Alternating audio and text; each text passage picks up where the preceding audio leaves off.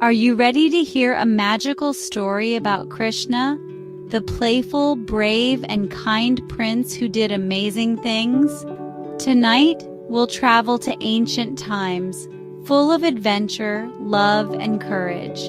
So get comfy, close your eyes gently, and listen closely, because Krishna's stories are full of lessons, laughter, and heart. Let's begin. After Krishna had defeated the cruel King Khans and restored peace to Mathura, the city slowly began to breathe again. The people sang in the streets, temple bells rang with joy, and the skies above Mathura seemed bluer than ever. But peace is often followed by new storms. And far away in the powerful kingdom of Magad, a storm had already begun to rise. Jarasandha, the mighty king of Magad, had heard of Kamsa's death. Kamsa had been his son-in-law, married to both of Jarasandha's daughters. When Jarasandha learned that Krishna had killed him, he was filled not with sorrow, but with rage. Jarasandha was no ordinary king. He was said to be born from two halves of different infants, magically joined into one. His body was unnaturally strong, and his heart burned with vengeance. "This cowherd boy dares to challenge me," he growled. "I will destroy Mathura. I will avenge my daughters. I will crush this so-called god named Krishna."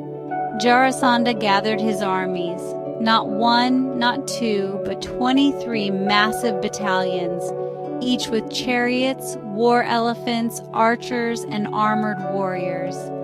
Like a thundercloud swallowing the sky, his forces marched toward Mathura. Inside the palace, Krishna stood on the high balcony watching the distant dust of the marching armies. He didn't look afraid. His eyes were calm, like the sea before a storm. Balarama stood beside him, holding his plow weapon, ready for war. But Krishna wasn't preparing for a simple battle. He was preparing for a war of strategy and soul. The people of Mathura were terrified. "Can we survive this invasion?" they asked. "Even if we do, what about the next one?" Krishna turned to Balarama and said, "We will fight. But more than that, we will protect." His voice was steady, his will like iron wrapped in kindness.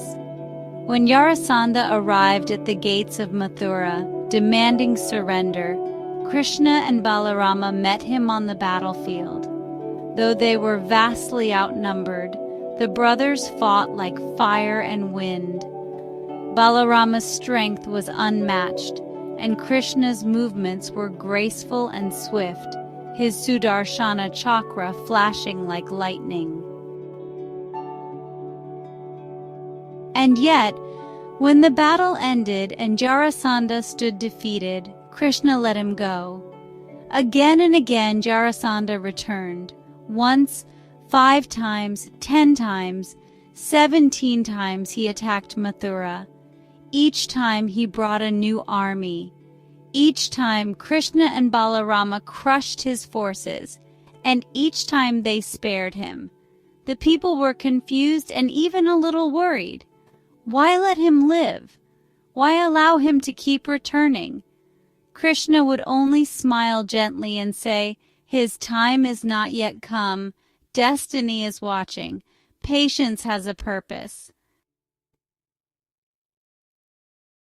But even divine patience has its limit. After the 18th attack, Krishna stood in the palace courtyard under the moonlight, the city sleeping around him. Balarama joined him quietly, both brothers bruised but unbroken. Krishna looked out toward the direction of the sea and said, "If we stay here, the people will suffer. Jarasandha will never stop. He will return again and again, not because he is strong, but because he is blinded by anger." Balarama frowned. "Then shall we finally end him?" Krishna shook his head. Not yet. I see a new path. One where we don't just fight for peace but build it. And so Krishna made a powerful decision to leave Mathura, not in defeat but in vision, and lead his people to a new city, far to the west beside the ocean, a city that would rise from the sea itself, a city of balance, beauty, and divine purpose. He would call it Dwarka. The people were heartbroken to leave Mathura, but they trusted Krishna. They followed him through forests and plains, across rivers and fields, until they reached the sparkling shores of the Western Sea. And there, with the help of divine powers, Krishna built Dwarka, a city of marble and gold, floating on an island protected by the ocean itself. While Mathura had been a place of victory and loss, Dwarka would be a place of restoration and wisdom, where Krishna would guide kings, shelter saints, and prepare the world for the greatest of all stories, the Mahabharata.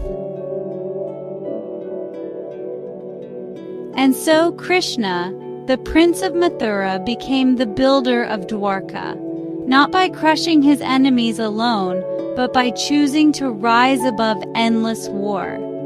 Sleep now, dear listeners, because sometimes true courage is not in how long we fight, but in knowing when to walk away and build something greater. Good night.